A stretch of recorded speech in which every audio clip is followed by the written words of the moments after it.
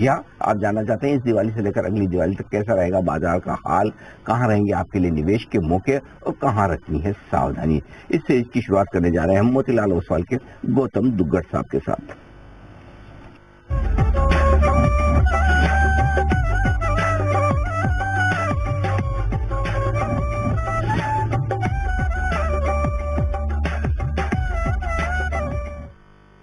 Motilal Oswal financial services के head of institutional equities research के गौतम दुग्गड़ साहब हमारे साथ कार्यक्रम में शामिल हो रहे हैं। गौतम जी, बहुत बहुत स्वागत है आपका। धन्यवाद। आज से हम इस सीरीज की शुरुआत कर रहे हैं दिवाली से दिवाली तक, और आप पहले मेहमान के तौर पर आप आमंत्रित थे और आपने समय दिया, उसके लिए बहुत बहुत शुक्रिया। शुरुआत बाजार से ही करते हैं सर। क्या फील कर रहे हैं इस दिवाली से लेकर अगली दिवाली तक? बाजार बेहतर होंगे, मजबूत रहेंगे, किस तरह की यात्रा रह सकती है, जरा समझाएं। धन्यवाद अनिल जी, गुड मॉर्निंग। मुझे आमंत्रित करने के लिए शुक्रिया। और दिवाली और पूरे फेस्टिव सीजन की आपको और आपके पूरे दर्शकों को अग्रिम शुभकामनाएं। रही बात बाजार की, तो अनिल जी हम देख रहे हैं निफ्टी पिछले 2 साल से कहीं नहीं गया है। This year mid cap small cap काफी चले हैं, 27-28% इंडेक्स ऊपर है, बट निफ्टी अभी आज के लेवल से अगर आप देखते हैं तो हार्डली 7-8% ये साल का रिटर्न है। बट मोर इम्पोर्टेंटली अक्टूबर 2021 से अभी तक निफ्टी हैज बीन फ्लैटिश। तो निफ्टी के जो वैल्यूएशन है बहुत सस्ते लगते हैं मुझे, और सस्ता is a very strong word. Reasonable है, around 19 times, 18.5, 19 times, which is 10 साल के एवरेज के एकदम नियर है। दूसरा, जहां तक अर्निंग्स का सवाल है, because end of the day earnings he market को ड्राइव करती है।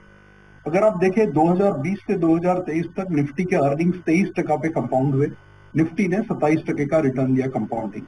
इस साल हमने जब शुरुआत की थी अर्निंग्स की, हमने कहा था कि FY24 में 20% अर्निंग्स ग्रोथ होगी। अभी तक वो नंबर्स इंटैक्ट है। ये कॉर्पोरेट रिजल्ट सीजन भी एकदम एक्सपेक्टेशंस के मुताबिक चल रहा है एज ऑफ यस्टरडे। मैं देख रहा था अभी तक जो 28 निफ्टी कंपनीज के नतीजे आए हैं, उसमें हमारा एक्सपेक्टेशन 33% ग्रोथ का था और अभी तक 38% ग्रोथ आ चुका है। फॉरवर्ड रिवीजन अर्निंग्स एस्टिमेट के बहुत स्टेबल है, राइट। तो निफ्टी के वैल्यूएशन रीजनेबल है, निफ्टी का अर्निंग्स ग्रोथ इंटैक्ट है, और ब्रॉडर इंडिया स्टोरी बहुत स्ट्रांग चल रही है। आप जीडीपी ग्रोथ देख ले, हमारा इन्फ्लेशन पे कंट्रोल देख ले, करेंसी की स्टेबिलिटी देख ले, और ओवरऑल एक जो कैपिटल फ्लोज है डोमेस्टिक, वो बहुत स्ट्रांग रहा है। दूसरा और लास्ट पॉइंट इस विषय में जो मैं ऐड करना चाहूंगा वो है इलेक्शंस को लेके, क्योंकि आपने जब कहा दिवाली से अगले दिवाली के बीच, इसमें एक बहुत बड़ा इवेंट बीच में हमको नेगोशिएट करना है, वो है लोकसभा इलेक्शंस 2024 के। मैंने पिछले 25 साल का जब डेटा देखा, 1999 टिल 2019, 5 लोकसभा इलेक्शंस हुए हैं, और पांचों के पांचों लोकसभा इलेक्शंस में अगर आप 6 महीने पहले का रिटर्न देखते हैं, राइट, जिस दिन इलेक्शंस अनाउंस होते हैं, रिजल्ट्स इलेक्शंस के, जैसे कि मई 2024 में इलेक्शन रिजल्ट्स अनाउंस होंगे, उसके पहले का 6 महीने का पीरियड आप देखिए, नवंबर से मई 1999 टिल 2019, 5 के पांचों टाइम स्टॉक मार्केट ने पॉजिटिव रिटर्न दिया है। द लोवेस्ट रिटर्न जो आया है वो 10% था 2004 और 2019 में, और जो हाईएस्ट रिटर्न आया था इन 6 महीने में वो 32 और 35% था 2009 और 1999 में। हालांकि 2009 का जो रिटर्न था वो जीएफसी रिकवरी के साथ कोइंसाइड हुआ, तो आप उसको इलेक्शंस को लेके नहीं देख सकते, बट एक ब्रॉडर ट्रेंड अगर आप देखने का कोशिश करें तो average 14-15% return pre election 6 months के मूवमेंट में बना है, और अब हम वो नवंबर के पीरियड में एंट्री करने वाले हैं।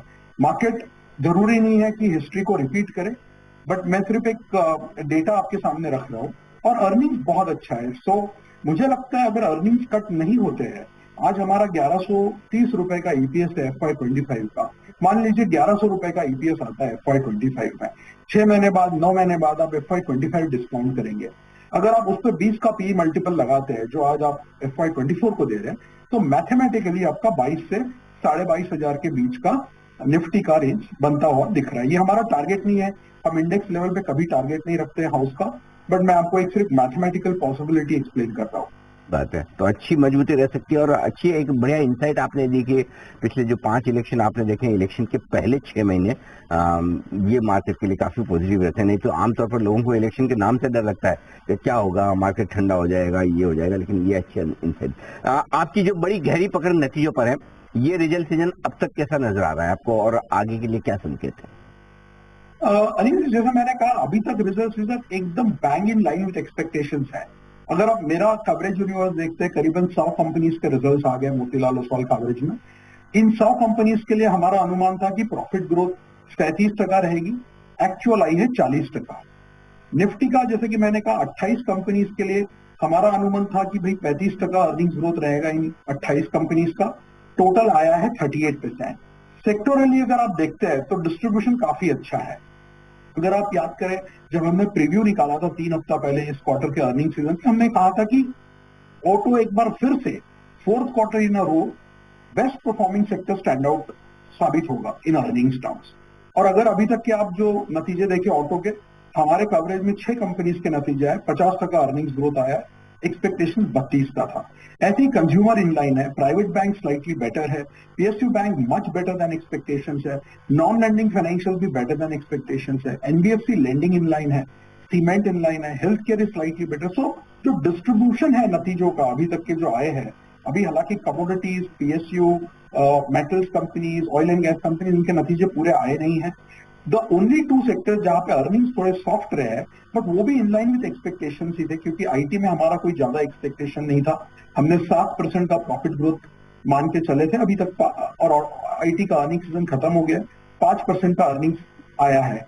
दूसरा रिटेल और स्पेसिफिकली क्यूएसआर, वहां अर्निंग्स काफी सॉफ्ट है, क्योंकि वहां पे डिमांड उतना पिकअप नहीं हुआ है, सेम स्टोर ग्रोथ में उतना तेजी नहीं आई है। हमें लगता है कि सेकेंड हाफ, जहां पे festive season plus world cup को लेकर जो कंज्यूमर डिमांड पैटर्न सामने उभर के आ रहा है, वो उनको हेल्प करेगा।